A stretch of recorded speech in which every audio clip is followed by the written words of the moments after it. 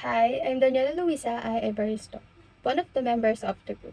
And today, we will demonstrate how we create a program simulating CPU scheduling with the use of first come first serve algorithm in a Java language. The statement import Java utils arraylist brings the arraylist class from the Java util package into your Java program. Um, this class gives you a flexible array that can automatically resize as you add or remove elements, making it easier to manage collections of data that change in size. The statement import Java util scanner, it imports the scanner class from the Java util package. This class is handy for reading input from different sources such as getting user input from the line class process defines like a class named process. In Java, it um, it serves as a blueprint for creating objects encapsulating data and the methods that operate on the data. Integer PID or the integer process ID. This variable holds the process ID, which uniquely identifies each process. Integer arrival time. This variable records when the process arrives in the system and is ready to run. Integer CPU burst or int CPU burst. This variable indicates the amount of CPU time the process needs to finish its execution. In the integer waiting time or int waiting time, this variable keeps track of a total time the process spends waiting in the ready queue before it gets CPU time. The int turnaround time or integer turnaround time, this variable measures the total time from when the process arrives to when it is completed, including both its waiting time and CPU burst time. The public process with integer process ID, arrival time, and CPU burst inside, this is a constructor method called when a new process object is created, initializing it with the provided parameters. The this.pid or this speed equals speed, this line sets the instance variable process ID to the value of the parameter process ID. Um, the this keyword refers to the current object. Next is this dot arrival time equals arrival time. This line sets the instance variable arrival time to the value of the parameter arrival time. Next is the CPU burst. This.cpu burst. This line sets the instance variable naman into CPU burst to the value of the parameter CPU burst.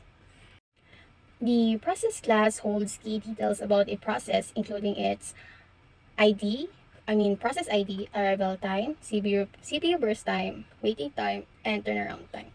The constructor initializes the process ID, arrival time, and CPU burst time, while the waiting time and turnaround time are calculated later in the program.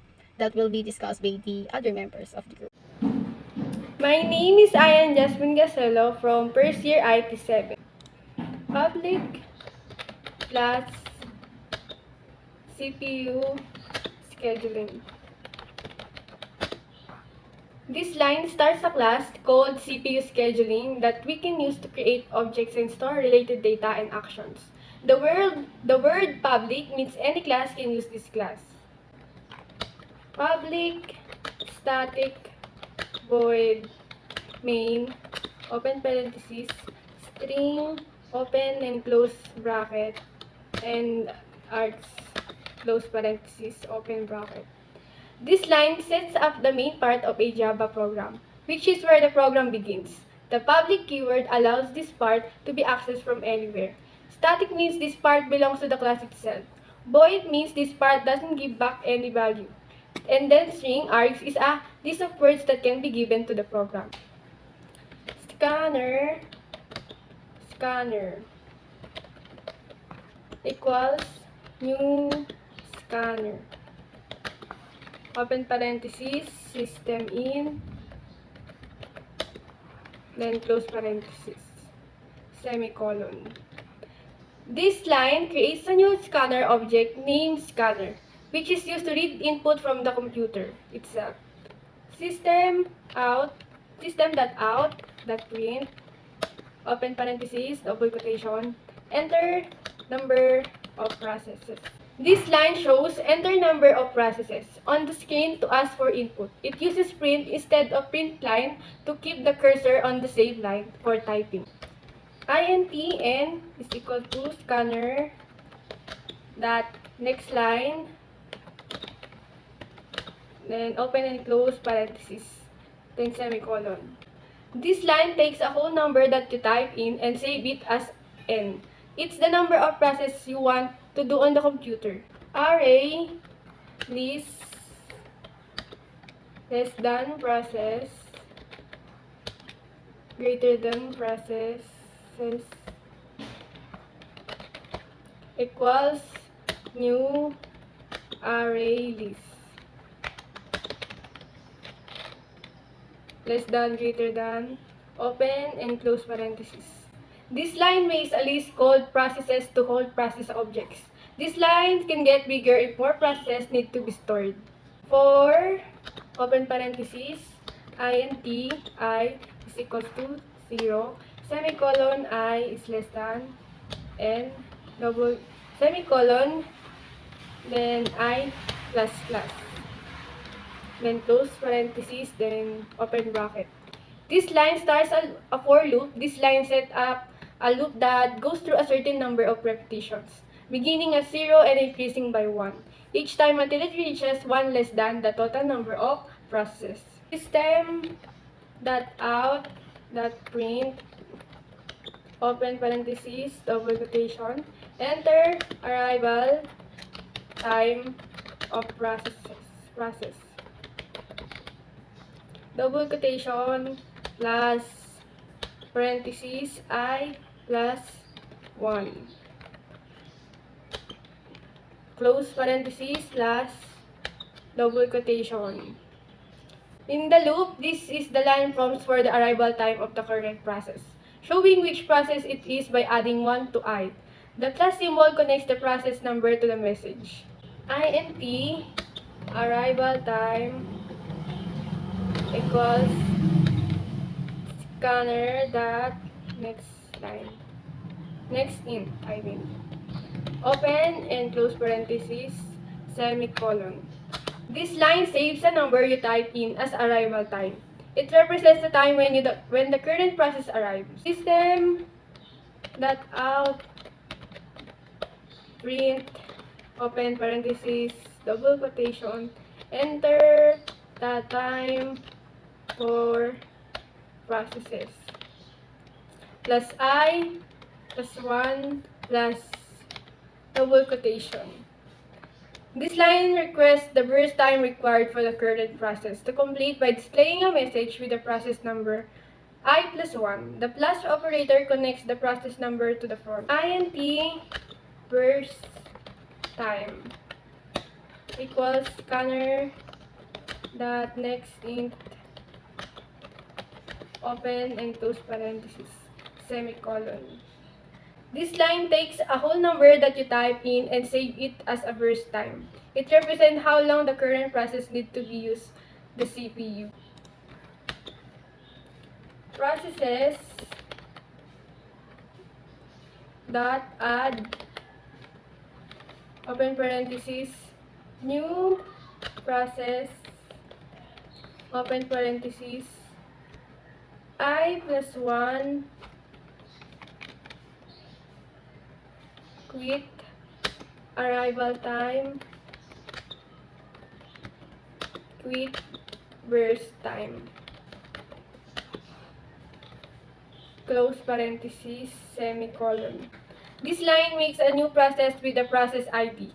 As I plus 1 arrival time and burst time, it then adds this new process to the list of processes.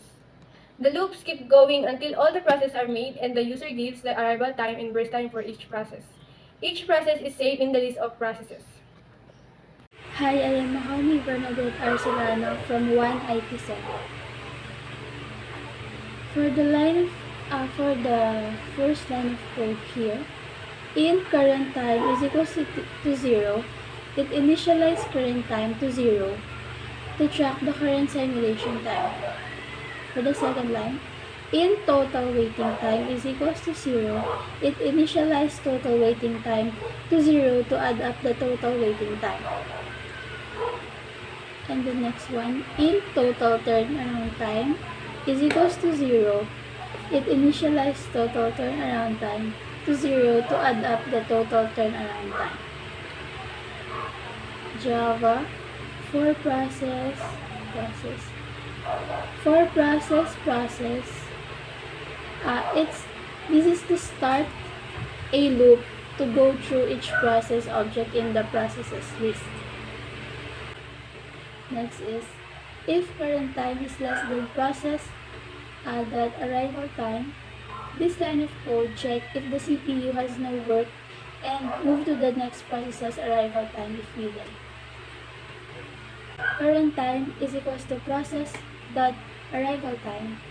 This line of code checks if the CPU has no work, set current time to the arrival time of the current process. Process dot waiting time is equals to current time minus process dot arrival time. This line of code calculates the waiting time for the current process as the difference between current time and the process's arrival time. Next is process the turnaround time is equals to process that waiting time plus process that CPU burst. This line of code calculates the turnaround time for the current process as the sum of its waiting time and its burst time. For this line of code, total waiting time plus or equal to process that waiting time adds the current process's waiting time to the total waiting time. Next line of code, total turnaround time plus or equal to process the turnaround time. It adds the current process turnaround time to the total turnaround time. This brace is the closing brace ends for the for each loop. Thank you. Hi, my name is Jewel Marie Pia from 1IT7. Calculate average waiting time and turnaround time. Total waiting time and total turnaround time are variables that store the sum of waiting times and turnaround times for all processes respectively. N is the number of processes. The average waiting time is calculated by dividing the total waiting time by N and casting the result to a double to ensure floating point division. Similarly, the average turnaround time is calculated by dividing the total turnaround time by N and casting to double. Print process details. In the system, where it shows the system out print, this part prints a header line for a table displaying the process details. The for loop iterates over each process object in the processes list. For each process, it prints the process ID, arrival time, CPU burst time, waiting time, and turnaround time. In printing total average times, this part prints the total waiting time and total turnaround time using system.out.printf, which allows formatted output. The %d is a format specifier for integers. The %n is a platform-independent newline character. It then prints the average waiting time and average turnaround time. The %.2f is a format specifier for floating point numbers formatted to 2 decimal places. Lastly, the close scanner. This closes the scanner object, which is likely used earlier in the program to read the input. So we will try to run this program. We will try to enter 4, then arrival time for process 1 for 0, then burst time for process 1 of 8, 3, the next 1, 6, 2, 8, 4. Then it display process, arrival time, burst time, waiting time, turnaround time. And upon checking, it's accurate. For the first come first serve algorithm, it's accurate. The total waiting time is correct. The total turnaround time is correct too. The average when the total waiting time is divided into 5 it is accurate that it's 2.75. The turnaround time that is 26 divided by 5 is accurate that it is 6.50. So that's it. That is the work of our group. I hope you understand it, and thank you.